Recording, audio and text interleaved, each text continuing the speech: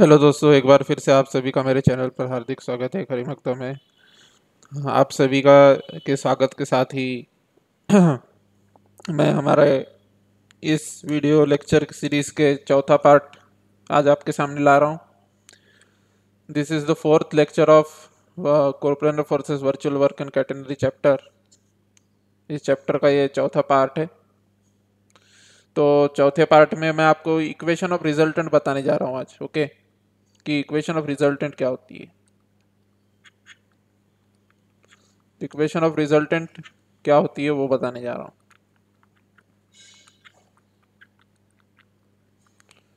Equation of resultant बताने के पहले मैं आपको एक इंट्रोडक्शन देना चाहूँगा। मैं आपसे ये पूछना चाहूँगा कि क्या आपको किसी भी लाइन की इक्वेशन निकालने आती है?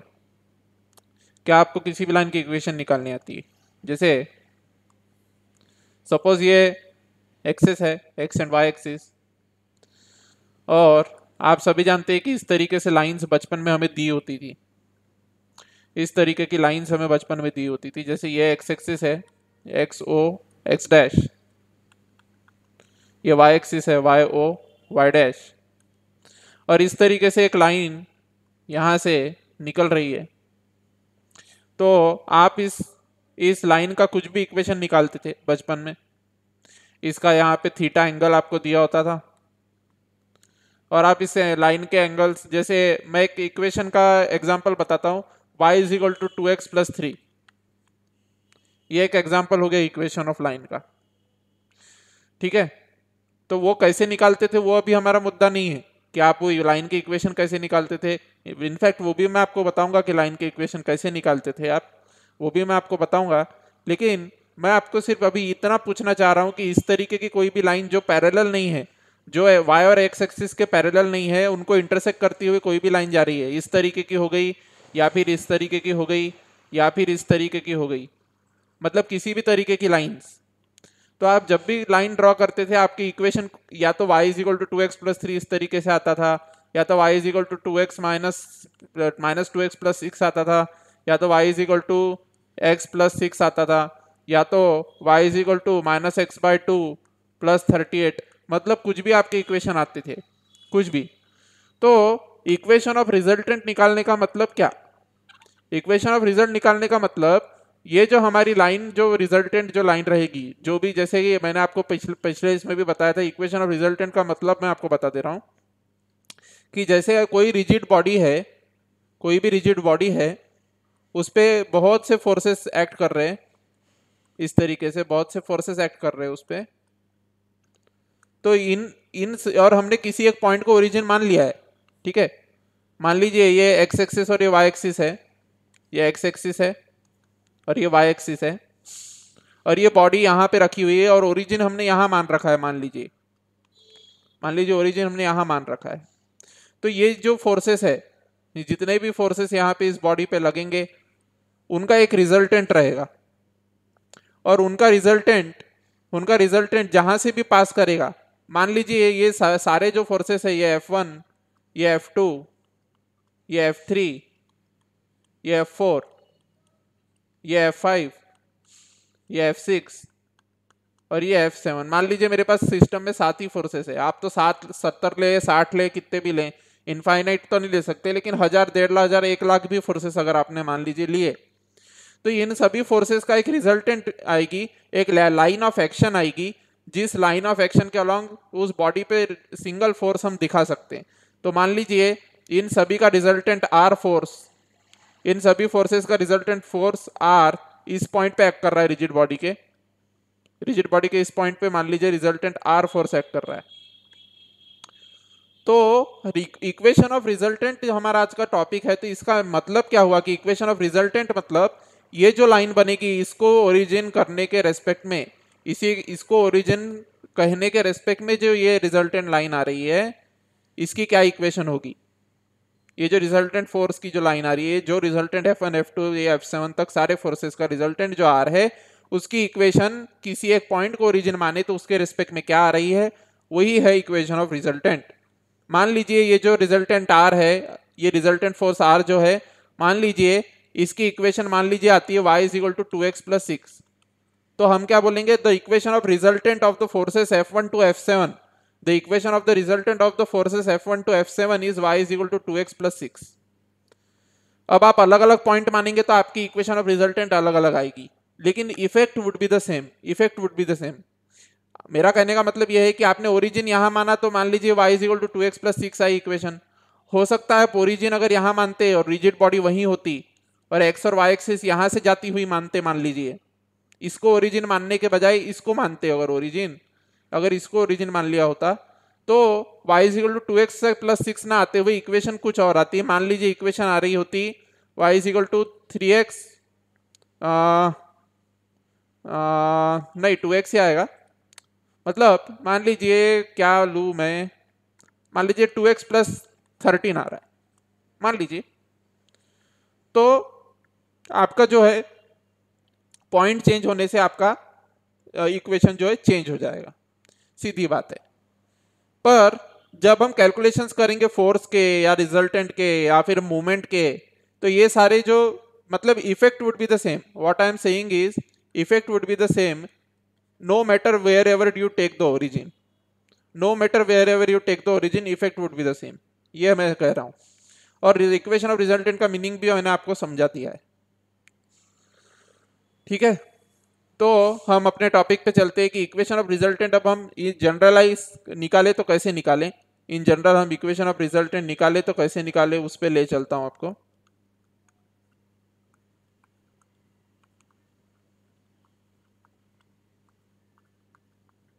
इक्वेशन ऑफ रिजल्टेंट निकाले तो कैसे निकाले, मान लीजिए, हाँ अब ये यहाँ मैकेनिक्स में एक और पॉइंट टू बी नोटेड ये है कि यूजुअली हम वहीं पे ओरिजिन मान लेते हैं जो पॉइंट हमें कन्वीनियंट हो। यूजुअली हम उस पॉइंट को ओरिजिन मान लेते हैं, मतलब उस पॉइंट से एक्स एक्सिस और वाई एक्सिस पास हो रही है ऐसा मान लेते हैं, जो पॉइंट कन्वीनियंट हो हमारे लिए। मैकेनिक्स में ये सिंपल सा फंडा है। ये बात क्या है, ये बात तो आपको प्रॉब्लम सॉल्व करने से ही पता चलेगी कि यूजुअली कन्वीनियंट पॉइंट पे ओरिजिन कैसे लिया जाता है। ये बात तो आपको इसी से पता चलेगी कि प्रॉब्लम सॉल्व करने की एबिलिटी से ही आपको ये बात रियलाइज होगी। ओके, अब इक्वेशन ऑफ रिजल्टेंट, तो मैं यहाँ पे आपको equation of resultant other half board पे आपको मैं बताने जा रहा हूँ इक्वेशन ऑफ रिजल्टेंट कैसे निकालनी है। मान लीजिए कोई रिजिड बॉडी पे फोर्सेस एक्ट हुए, इस तरीके से बहुत से फोर्सेस एक्ट हुए, इस तरीके से बहुत से फोर्सेस एक्ट हो गए, और मान लीजिए ये सारे फोर्सेस का रिजल्टेंट कुछ यहां आ गया। मान लीजिए इस तरीके से, रुकिए मैं अंडू करता हूं। ओके, मान लीजिए इसका रिजल्टेंट कुछ इस तरीके से आया, यहां पे इसका रिजल्टेंट आया इस डायरेक्शन में और इस तरीके से। तो मैं क्या करूंगा, जिस पॉइंट पे इसका रिजल्टेंट आया है जो ये होगी, उसी को मैं ओरिजिन मान लूंगा। इनफैक्ट मैं ऐसा भी कर सकता हूं कि ओरिजिन पहले मान लूंगा और फिर उसके बाद में वो रिजल्टेंट को दिखा दूंगा कि ओरिजिन से इतने एंगल पे ये रिजल्टेंट यहाँ पे लाई कर रही है, एंगल थीटा है मान लीजिए। अब मैं क्या कर सकता हूँ, मैंने बताया था आपको कि इस पॉइंट को ओरिजिन माना है, तो ये जो सारे फोर्सेस है रिजिड बॉडी पे एक्ट जो कर रहे हैं, उनको मैं एक सिंगल रिजल्टेंट आर और एक कपल से दिखा सकता हूँ। मैंने पहली थ्योरम में प्रूव किया है लेक्चर 2 में। तो देखिए मैंने एक मोमेंट जी भी मान लिया, मतलब एक resultant R acting through the point origin, जिसको मैंने डिलिबरेटली ओरिजिन कंसीडर किया है जिस पॉइंट को, और उस ओरिजिन के थ्रू एक फोर्स आर और एक मूवमेंट जी और एक रिजल्टेंट फोर्स आर के रूप में मैंने ये पूरे सिस्टम को, ये जो पूरा सिस्टम जो दिख रहा था इतने सारे फोर्सेस का, ये पूरा जो सिस्टम था उसको मैंने इसमें रिड्यूस कर दिया। और मैं ऐसा कर भी सकता हूं, ये बात का मैंने तर्क और इसका प्रूफ मैंने आपको सेकंड वीडियो लेक्चर में दिया है। अगर आपने वो नहीं देखा है तो सेकंड वीडियो लेक्चर देख लें, ठीक है। हाँ, तो अब हमें मेन हमारा एम है कि इक्वेशन ऑफ रिजल्टेंट हमें निकालना है, मतलब ये जो लाइन है इसका इक्वेशन हमें निकालना है। तो सबसे पहले तो बात आपको ये इस बात पे आपको जोर देना होगा कि आप फिर से एक इसी पॉइंट को ओरिजिन मानते हुए फिर से एक मान लीजिए मैंने एक सेकंड फिगर ड्रॉ कर लिया, फिर से रीफिगर, और ये ये मोमेंट जी और ये रिजल्टेंट आर को मैं कुछ इस तरीके से दिखा रहा हूं कि मान लीजिए ये फोर्स यहीं से एक्ट कर रहा है।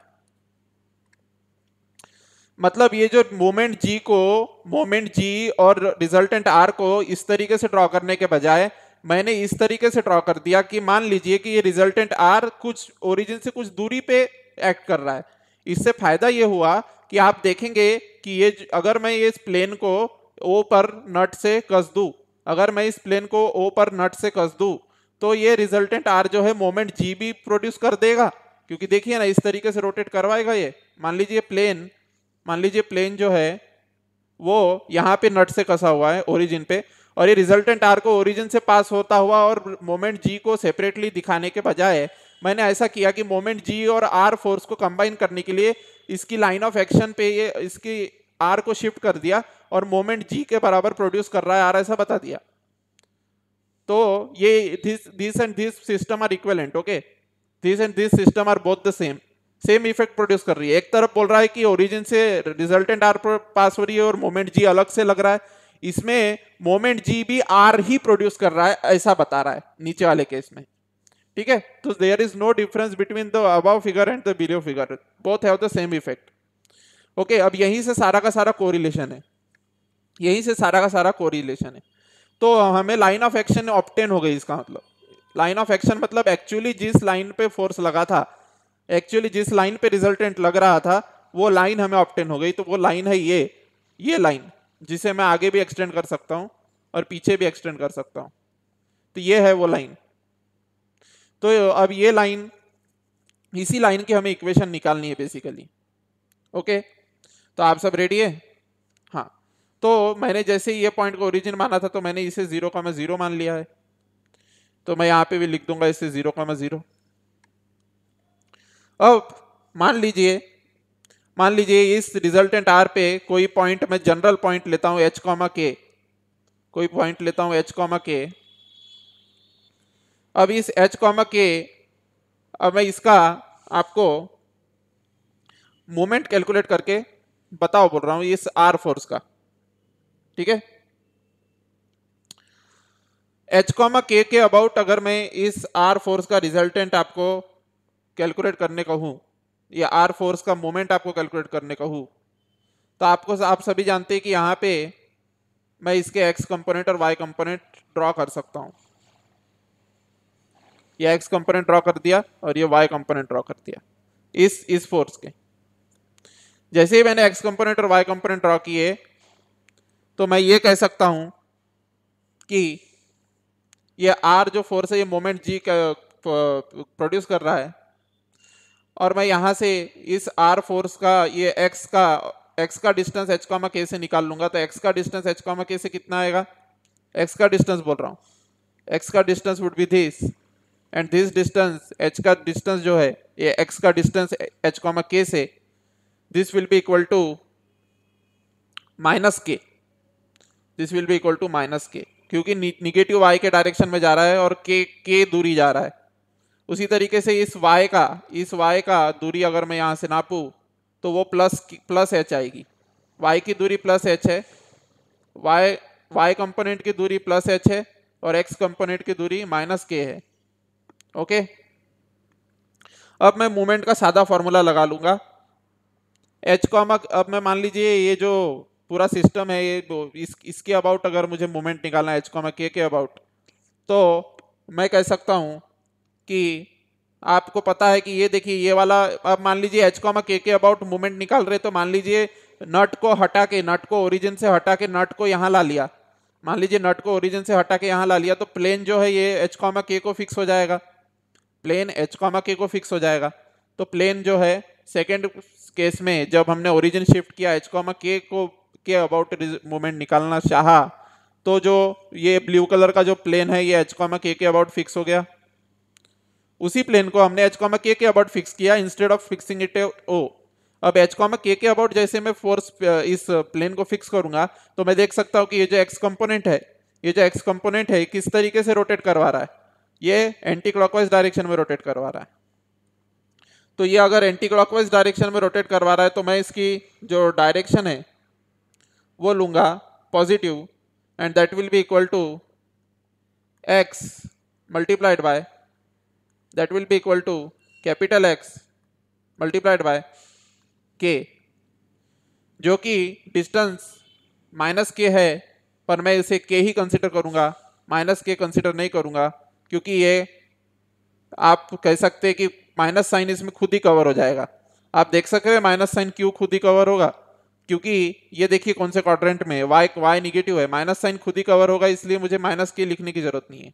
और ये एंटी क्लॉकवाइज डायरेक्शन है इसलिए मैं प्लस लिखूंगा, तो plus x multiplied by small k, and y ये वाला कैसे घुमाएगा इसको, इसके अबाउट देखिए इस डायरेक्शन में घुमाएगा, इस डायरेक्शन में, तो ये क्लॉकवाइज डायरेक्शन हो गई।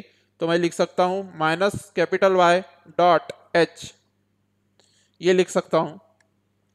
और ये जो स्मॉल g जो था इसके आपको मैं ये कह सकता हूं कि इसको अगर आप प्लस करेंगे तो इनका जो सम है 0 आना चाहिए। मतलब h कॉमा k के अबाउट जो मूवमेंट आया उसका अगर मैं सम करूं ओरिजिन के अबाउट जो मूवमेंट आया था, ओरिजिन को यहां पे नॉट फिक्स करने से जो मूवमेंट आया था उनका अगर मैं सम करता हूं, so that would come out to be 0, that would come out to be 0, उसने 0 आना चाहिए। तो मैं लिख सकता हूं capital X into small k minus capital Y into small h plus जी मतलब ओरिजिन पे जब नट कसा था तब जो मूवमेंट आ रहा था उनका सम जो है 0 के बराबर आना चाहिए। इसमें किसी को कोई शक नहीं होना चाहिए, क्योंकि h कॉमा k के अबाउट मूवमेंट कैलकुलेट करो या इसके अबाउट मूवमेंट कैलकुलेट करो, the value should be same, क्योंकि मैंने कहा था कि इर्रेस्पेक्टिव ऑफ नट को कहाँ कसा जा रहा है फोर्स सेम इफेक्ट प्रोड्यूस करता है, फोर्स और मूवमेंट सेम इफेक्ट प्रोड्यूस करते हैं। So there sum should be equal to 0। और जैसे ही मैं ये कहता हूँ तो मुझे मिल जाता है x into small k minus y into small h plus g is equal to 0 मिल जाता है। और इसी से मैं लिख सकता हूँ, अगर मैं k और h को जनरलाइज कर दूँ तो मैं यहाँ से g इज इक्वल टू लिख सकता हूँ capital X small k minus में plus small y capital Y small h, where x and y are the y and x components. अब मैं h कॉमा k को मेरी इक्वेशन ऑफ रिजल्टेंट क्या आ गई, फिर मेरी रिजल्टेंट की इक्वेशन आ गई कुछ इस तरीके से। यहाँ का पार्ट मैं मिटा देता हूँ। मैंने कैसे डिराइव किया यह बात तो आपको समझ में आ ही गई होगी, क्रिस्टल क्लियर होना चाहिए दोस्तों, इसमें कंसेप्ट बहुत इंपॉर्टेंट है, मैं आपको सारा बता देता हूँ। कोई भी आपको इतना डिटेल में कंसेप्ट घुस के नहीं बताएगा दोस्तों, ओके।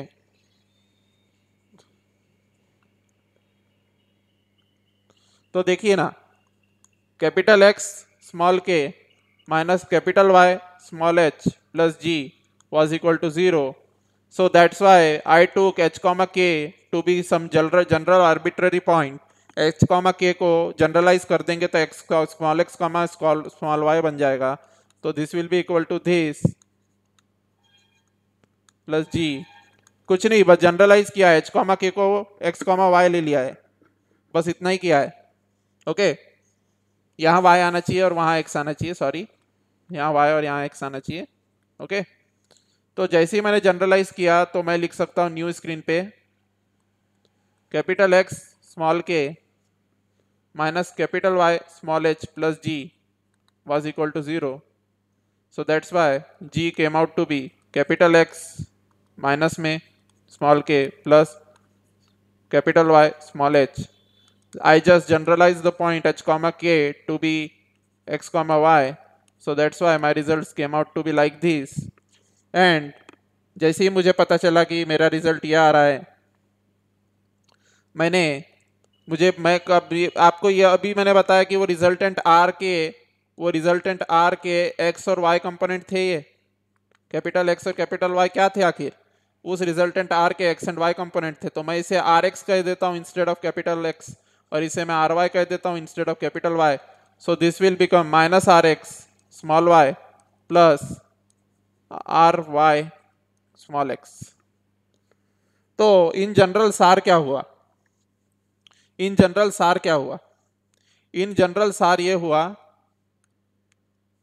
इन जनरल सार ये हुआ कि मान लीजिए किसी भी बॉडी पर बहुत सारे सिस्टम ऑफ फोर्सेस है और उसे हमने रिड्यूस कर दिया है किसी एक सिंगल रिजल्टेंट आर में, उसे एक हमने रिड्यूस कर दिया किसी एक सिंगल रिजल्टेंट आर में अबाउट एनी ओरिजिन ओ।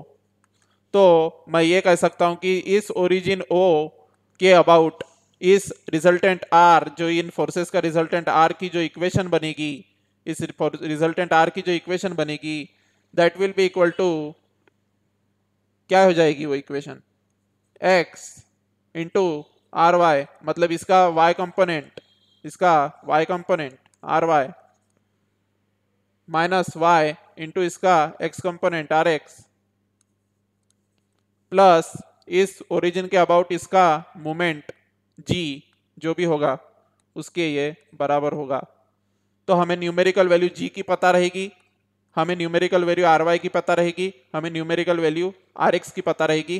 तो इक्वेशन कैसे दिखने वाले आपको, इक्वेशन इस तरीके से दिखेंगे, y is equal to 2x plus 6, वही आपके normal Cartesian equations, 2y is equal to 3x plus 2, इस तरीके के आपको इक्वेशंस दिखने वाले हैं जब आप आर वाई आर एक्स की न्यूमेरिकल वैल्यू और g की न्यूमेरिकल वैल्यू जैसे ही सब्सटीट्यूट कर देंगे। तो ये हो गया equation of resultant. Equation of resultant इस तरीके से आपको निकालनी पड़ती है, और मैंने आपको डिराइव करके बता दिया कि इक्वेशन ऑफ रिजल्टेंट कैसी निकाली जाती है। तो आपको ये फॉर्मूला रट लेना है, x into y component minus y into x component, x into y component minus y into x component is equal to movement about origin, that will give you the equation of resultant. Okay दोस्तों, तो अभी के लिए इतना ही रखते हैं, और मैं आपको नेक्स्ट लेक्चर में इसके आगे लेके चलूंगा।